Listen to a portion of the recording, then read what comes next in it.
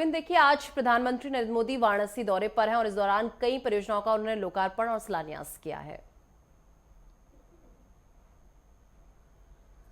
बिल्कुल निशा, हम वाराणसी की बात करें तो पूर्व समय में अगर 2014 से पहले के काशी की बात करें तो सकरी गलियां और वहां के भयंकर जाम और बिजली के लिए तरसता हुआ वो बनारस और वहां की जनता गर्मियों में, जाड़ों में, बरसात में हर समस्या जूझती हुई बिजली की समस्या से ही ये खाका बनारस के बारे में खींचता था। लेकिन 2014 के बाद से बनारस की तस्वीर बदली और पीएम मोदी जब बनारस लोकसभा संसदीय क्षेत्र से चुनाव लड़े, चुनाव जीते, उसके बाद प्रधानमंत्री बने, जिस तरह से उन्होंने हर गांव गोद के तहत जयपुरा गांव को, अगल बगल के गांव को गोद लिया, जिस तरह वहाँ की सकरी सड़कें थीं उनको डिवाइडर वाली डबल लेन 4 लेन वाली सड़कें बनाई, एयरपोर्ट का वहाँ विस्तार किया गया, इसके साथ साथ काशी कॉरिडोर का निर्माण किया गया।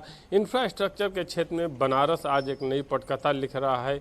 इसके साथ साथ अंतर्राष्ट्रीय क्रिकेट स्टेडियम का निर्माण वहाँ हो रहा है, तमाम हॉस्पिटलिटी की व्यवस्था, इसके अलावा डेयरी सेक्टर का विकास, वहाँ के बनारसी साड़ियों को जो सिल्क साड़ियों का बाजार माना जाता है बनारस, उसका विस्तार करना, इसके साथ साथ वहाँ पे बेहतरीन कनेक्टिविटी देना, सड़कों की बात कर लें या फिर जिस तरह गंगा की सफाई वहाँ पे की गई, गंगा की सफाई और वहाँ के डेयरी सेक्टर के साथ साथ पिछली बार निशा आप याद करिए जब पीएम मोदी गए थे, जिस तरह से लखपति दीदी योजना की शुरुआत की गई थी। आज वहाँ की महिलाएं रोजगार के माध्यम से जुड़कर खुद ही लखपति बन रही हैं। आज इसका जिक्र पीएम मोदी ने अपने संबोधन में किया भी कि जो पहले यहाँ पे रोजगार के लिए जूझते थे उनकी दिनचर्या कैसे चलेगी, उस पे जूझते थे, आज वो लखपति बन रही हैं बहनें। डेयरी सेक्टर की बात उन्होंने की और आज भी उसी क्रम में 3900 करोड़ की परियोजनाओं का लोकार्पण शिलान्यास पीएम मोदी द्वारा किया गया है। तो एक तरह से कहा जा सकता है कि पूर्वांचल का ये बेल्ट जो काशी है, बनारस है,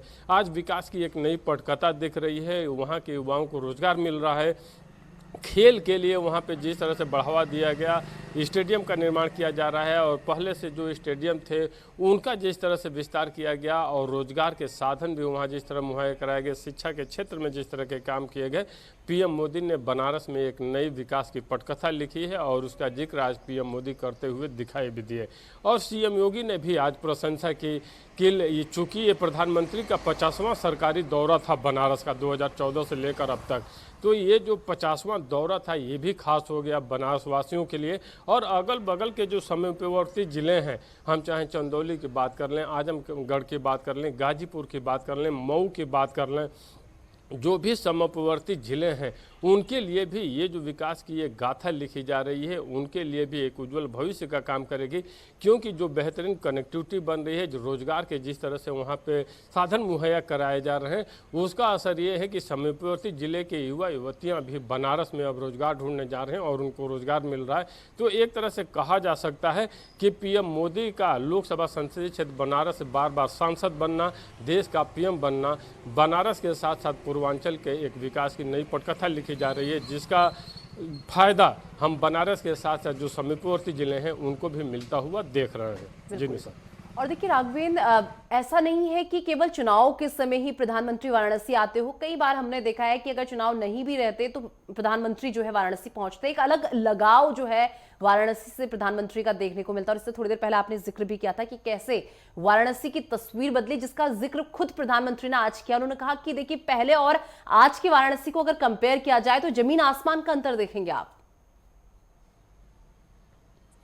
बिल्कुल निशा, यही एक बदलाव है। 2014 में जब पीएम मोदी एक बीजेपी का चेहरा बने और बहुत हुआ महंगाई की बार या बहुत हुआ भ्रष्टाचार की बार, अब की बार मोदी सरकार, जिस तरह के नारे लगे और पीएम मोदी पे जिस तरह से भरोसा जताया गया और पीएम मोदी भी गुजरात से चलकर जब बनारस आए तो उन्होंने स्पष्ट कहा कि मुझे माँ गंगा ने बुलाया है।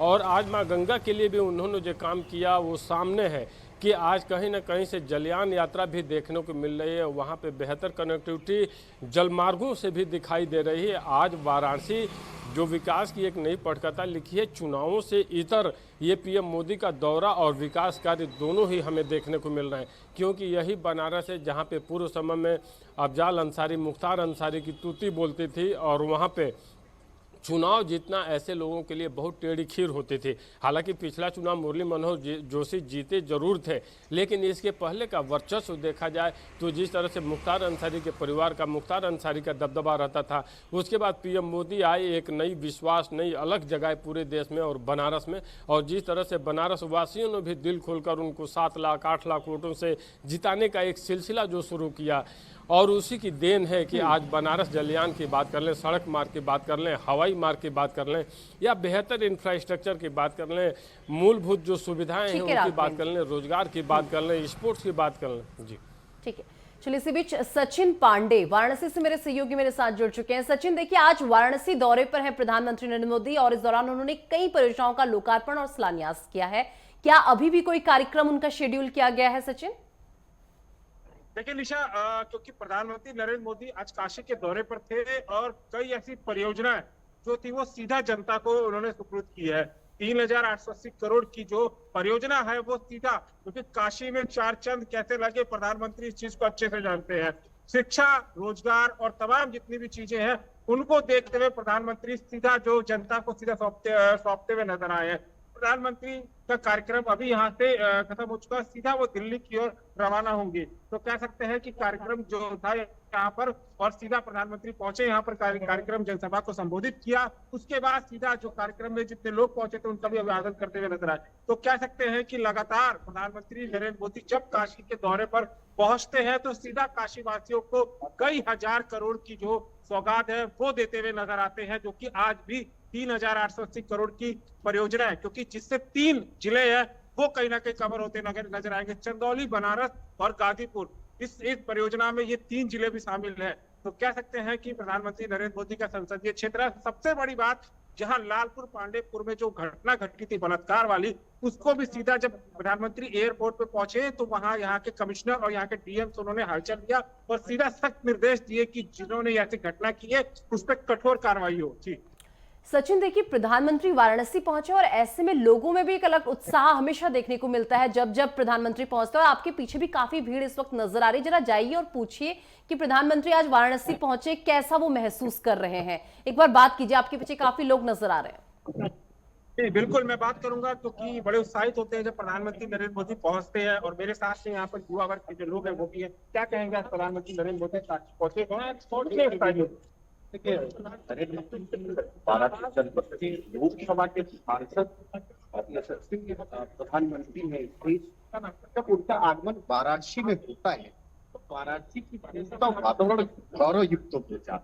और जिस प्रकार से भिन्न भिन्न योजनाओं का जो सौगात प्राप्त कराए हो, ये हम काशी वासियों के लिए और वाराणसी जनपदों के जनों के लिए सौगात है। कहीं ना कहीं कहते हैं कि जब काशी वासी होते हैं वो सीधा प्रधानमंत्री नरेंद्र मोदी से जुड़ते हैं, उनकी एक लोकप्रियता देखने को मिलती है। इतना बड़ा जन सैलाब था, देखने 50,000 जो आंकड़ा लगाया जाता, 50,000 लोग पहुंचेंगे, क्या अनुमान है आपका? कितने? 50,000 का आंकड़ा व्यक्त हुआ है। जिस प्रकार से प्रधानमंत्री जी का भौगोलिक अनुभव है, देश के कल्याण में, देश के मंगल में बहुत सफल फैसले, देश के कल्याण में, देश के उसमें एक सफल फैसला, जैसा कि यहाँ के युवा इस चीज को सीधा कहते हैं। और जैसा कि आपने बताया, तो कह सकते हैं कि लगातार प्रधानमंत्री अपने संसदीय क्षेत्र जब पहुंचते हैं तो कई हजार करोड़ की सौगात सीधा जनता को देते हैं। वही कार्यक्रम आज भी रहा।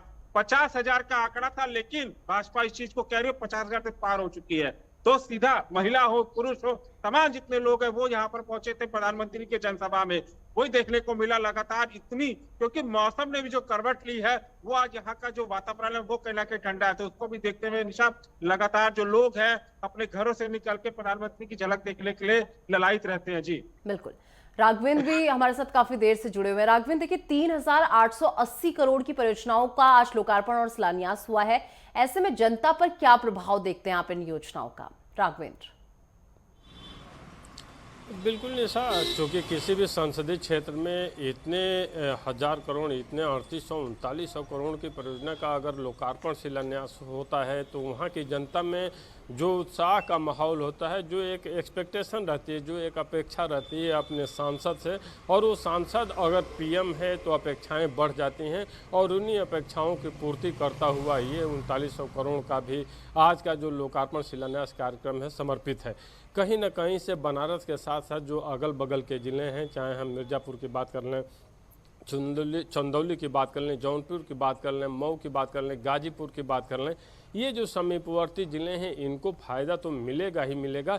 इसके साथ साथ पूर्वांचल के जितने भी ज़िले हैं, चाहे वो बलिया हो, देवरिया हो, कुशीनगर हो, महाराजगंज हो, ये भी जो ज़िले हैं उनके भी लोगों को, वहाँ के युवाओं को भी उसका फ़ायदा मिलेगा, क्योंकि वाराणसी में जिस तरह की इन महत्वपूर्ण योजनाओं का लोकार्पण शिलान्यास हो रहा है, रोजगार की एक असीम संभावनाएं वहाँ पे दिखती जा रही हैं, रोजगार पैदा हो रहे हैं, तो एक तरह से पूर्वांचल में बेरोजगारी दूर करने का भी एक अहम माध्यम ये बन रहा है। और दूसरी तरफ बेहतरीन स्वास्थ्य सुविधा, खेल का सही माहौल, इसके साथ साथ बेहतरीन कानून व्यवस्था, इन सारी बिंदुओं को समेटे हुए ये योजनाएं वाराणसी वासियों को तो समर्पित है ही है, वाराणसी से सटे पूर्वांचल के जो भी जिले हैं उनको भी समर्पित है, और लोगों में काफ़ी उत्साह दिख भी रहा है। और जब भी पीएम आते हैं इस तरह का उत्साह वहाँ के लोगों में दिखाई देता है। जी निशा। सचिन, जिस तरीके से बात करें, आज देखिए प्रधानमंत्री ने अपना संबोधन दिया, तमाम बड़ी बातें उनकी तरफ से कही गई, लेकिन सचिन अगर आपको कभी जनता से कनेक्ट करना है तो आपको उन्हीं की भाषा में उनसे बात करनी पड़ती है। जैसा अक्सर प्रधानमंत्री के भाषणों में देखने को मिलता है कि जनता से वो ज्यादा कनेक्ट क्यों होते हैं, क्योंकि वो उन्हीं की भाषा में उनसे बात करते हैं। शायद यही कारण है उनका लोकप्रिय होना, कि उनके बीच में जाकर जो भाषा वो बोलते हैं उसी भाषा में उनको जो है रिप्लाई करना, आज भी हमें ये जो है देखने को मिला। देखिए, जब प्रधानमंत्री नरेंद्र मोदी काशी पहुंचते हैं तो यूपी और बिहार की भाषा होती है भोजपुरी, कई ऐसे अंदाज में भी प्रधानमंत्री दिखाई दिए। हर हर महादेव के नारे, क्योंकि काशी की पावन धरती पर जब नरेंद्र मोदी पहुंचते हैं तो उन्होंने पहले भी कहा था कि मुझे गंगा ने बुलाया है। हाँ। और लगातार हर हर महादेव के जो नारे होते हैं उससे कहीं ना कहीं प्रधानमंत्री जब स्टेज पे पहुंचते हैं तो वो कहीं ना कहीं अपने जो अभिवादन में कहते हैं। तो प्रधानमंत्री की लगातार जो लोकप्रियता है वो कहीं ना कहीं जनता से कनेक्ट होने के लिए ये सारी चीज भी कहीं ना कहीं उनको आकर्षित करती है। लोग सीधा जुड़ना चाहते हैं अपने देश के प्रधानमंत्री और काशी के सांसद से। लोग यहाँ पर इस चिलचिलाती धूप कितनी भी हो उससे उनको मतलब नहीं है। प्रधानमंत्री की झलक देखने के लिए लोग जो है कल से ही 10 दिन पहले से तैयारी करते हैं कि देश के प्रधानमंत्री हमारे राजा तालाब जहां पर मेहंदीगंज है वहां पर पहुंच रहे हैं। तो ये सारी चीजें कनेक्टिविटी प्रधानमंत्री नरेंद्र मोदी से सीधा करती है। जी चलिए, फिलहाल बहुत शुक्रिया राघवेंद्र और सचिन हमारे साथ जुड़ने के लिए और ये तमाम जानकारी हमारे दर्शकों तक पहुंचाने के लिए।